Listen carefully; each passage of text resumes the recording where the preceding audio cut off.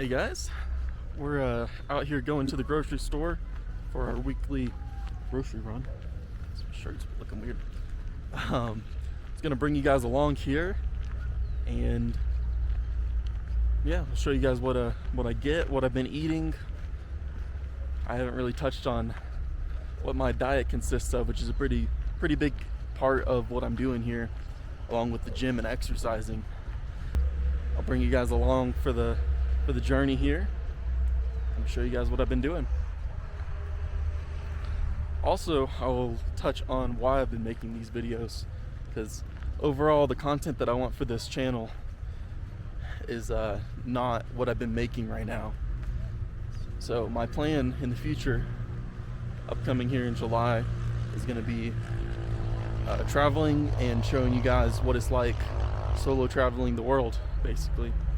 So I'll be showing you guys the budget, the locations, the experiences, how much I'm spending in a day.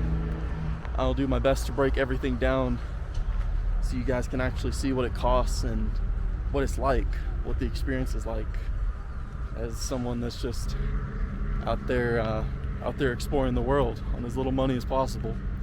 So I think it should be something cool for you guys to see, and it's something that I will enjoy making. I really enjoy traveling, and making these videos for you guys is something I'm enjoying too. So, but the shift will be from right now me documenting the growth of my mindset and my body to more travel and less of that. So, hope you guys have that have been here from the beginning are getting to experience the process and the growth that I've been through in a short period of time, because I kind of really pushed myself into this state where I can be like that. I won't say a little bit of effort, but effort gets you places. You just got to stay with it. So without getting my ass ran over. All right, I'm sure we're gonna meet a lot of new people, go to a lot of new places, and experience a lot of new things together. A lot of traffic. I'm sure in the flow of the video and everything will be kind of more of a vlog like what we're doing right now. And I'll just take you guys about as we go across our days traveling here. So that's going to be different. Probably won't be as many edits. It's going to be a lot more natural and raw, taking you guys actually with me. Probably won't be much music and that kind of thing, because I have to be able to edit the videos while also making the videos and traveling at the same time. It's quite a bit to do, and I'm covering a lot of ground on this trip that we'll be videoing. So the plan is, I got 27 countries planned at the moment for the trip, and hoping to get it all done with under $10,000 or in less than a year. And the way that I like to travel is not by booking things in advance. I like to do as much as I can in the moment, in case your plans change or you meet people, you want to do different things. Things I kind of have to book in advance, like flights. I've only booked my flight there, and I have like 2 or 3 flights that I'm going to have to buy on the trip, because I was trying to keep those to as minimal as possible, because those are going to be the most expensive things, the flights getting between countries. It's going to be an adventure, guys. Alright, I'm going to stop blabbing, and get to the store here.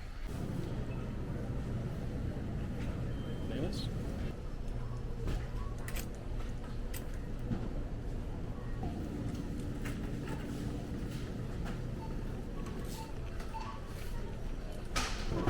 Groceries on our way back now.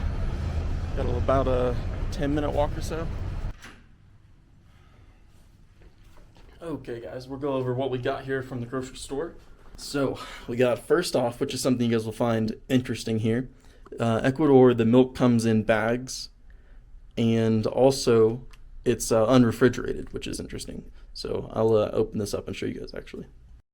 All right, so here is a bag of Ecuadorian milk. This is 900 milliliters and it's whole milk. This is what I buy when I don't have access to my raw unpasteurized milk. I have a little bit left, but it goes bad within like 4 days when I buy it like that. So the rest of the week, I will occasionally buy the bagged milk here. Moving forward though, we got our meats. One of my friends from back home was asking about the price of meats here, so I'll show you guys here. So we got ribeye steak. This is 0.325 of a kilogram for $3.01, and about the same with this one. This is like just a chunk of beef. I'm not sure exactly what cut this is, but it's 0.524 of a kilogram, and it's $6.40. And then here's some chicken for comparison. This is 2 fillet pieces, I believe, and it comes out to $4.44 for 0.49 of a kilogram. So all around meat here is pretty affordable because it's all pretty local. I won't go over everything I got. It's not much. You guys can see it here. I did get some quail eggs, 20 for $2.15, which is kind of cool. I've never tried quail eggs, so they'll be a first. And then I got some regular eggs. This is 15 giant ones for $3.65. That's all. I'm gonna unpack this, and then I will show you guys in a little bit at what I cook and my kind of diet for most days of the week.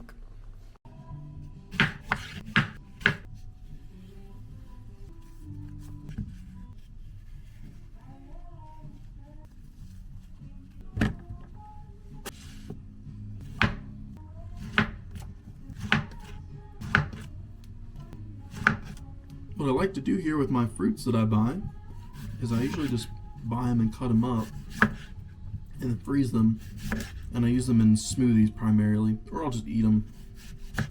But bananas and apples are 2 of my favorites. Taste buds get adjusted to not eating the junk. Foods actually start to taste good again, which is awesome. Especially here in Ecuador, like all the foods are very natural, it feels like. It seems like everywhere outside the States, the food always tastes better. Just better quality. Everything's a lot more fresh.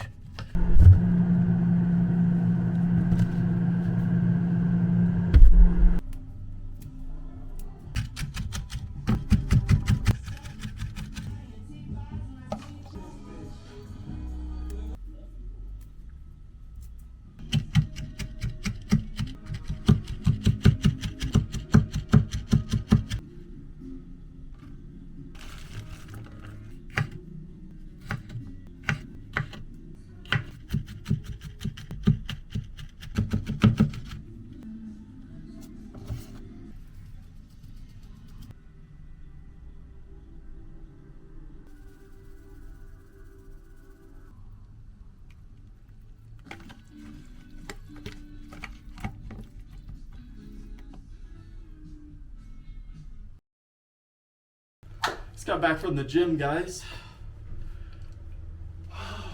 Like no energy right now, man. Tired. Anyways, it is time to break fast. So what I've been doing here most days is, actually every day, is fasting for between 20 and 24 hours usually. Ends up mostly being 20. Today it's like 24, so extra hungry today. I'm gonna ease into it with like a smoothie. I like my fruits a lot, so that's what we're doing here. Pour some milk. That's probably about 150. Starts making that noise. Nice consistency, kind of like ice cream or like a smoothie milkshake. Okay, so guys, we got our dinner here that I'll show you. We got a T-bone steak. This is 0.36 of a kilogram, and it's $4.22. Pretty good price. But I'll show you guys what I season it with and how I cook it up. Steak is what I eat most evenings. It's usually a ribeye steak or a T-bone steak, just because it's pretty affordable here and easy to cook and super good, man. Alright, so a steak. A little bit of salt. Unfortunate timing to run out of pepper. Normally there would be pepper on there. A little bit of onion. Okay. I swear, man, every time I go to film something, it's like it just goes wrong. It's a curse, I think. Onion powder. This is Italian seasoning. Keep it pretty simple. Sometimes I'll throw a little bit of curry on there. So, take some ghee here. I normally have some butter that's from the fresh market, but I just ran out after like 2 weeks, so I'll have to get some more next time. But just coat the pan in some ghee. We'll take our steak here and we'll throw her on the pan. Alright, after a couple minutes here on one side, we'll give her a flip. There we go. And then I normally throw in like 3 or 4 cloves of garlic. A little bit of flavor in the ghee. Alright, just pull that off. And there we go. We'll let that rest for a couple minutes, let it finish cooking, let the juices settle in and everything. Then we'll cut it up and enjoy. It's time to cut the steak. I needed a bit of a redemption after the other time I tried cooking. After last week, if you guys didn't see, I tried to cook dinner for my date and it was kind of a disaster. I was a bit ambitious with the meal, I guess. I don't know. Too much going on at one time and just failed. So also, I think looking back on it, a pan instead of a pot is the ideal way to make a sauce rather than trying to use the pot, because I don't think my cream was hot enough when I started adding the cheese. Alright, and there we go. Not the best color, but it will do. 235 grams after it's been cooked. So that is that. We also have the chimichurri that was made earlier today. I showed you guys. So we're gonna take a little bit of that and put that on top. And there we go. I was just fixing up the rest of my dinner here, and I learned something yesterday, actually. Oh, my camera. I learned something yesterday about this honey that I've been buying. So this is honey from a farmer's market. Both times the honey's been like minty almost. So I was doing a little bit of research on why the honey kind of tasted like minty. And what I found out, if you Google here, it tells you that the bees collect the nectar from plants like pennyroyal. And they have aromatic compounds. And apparently they transfer into the flavor. And as a result, it tastes like menthol or mint, which I've never experienced in a honey before, and I'm a big honey enjoyer. So that's kind of cool. So this honey is special. All right, and this is the rest of what I eat usually in a day. Sometimes I'll add the Greek yogurt and part of the peanut butter into my smoothies just to make them easier to eat, and even the apples. So sometimes I kind of skip this, but tonight having it separate. So I got peanut butter. It's a whole natural, raw, no additive peanut butter. So I just add a little bit of salt and honey onto it. And this is just whole Greek yogurt with some honey and then some apples. So this pushes me over my 3,000 calorie allotment for the day, which should help me. I'm trying to bulk right now, and so I'm trying to eat over 3,000 calories a day, which has actually been pretty difficult, surprisingly.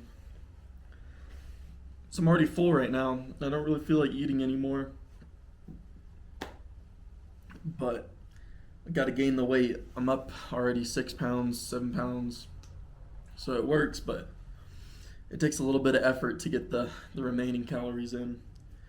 Peanut butter is one hell of a way to get it though, so that's the hack for you guys.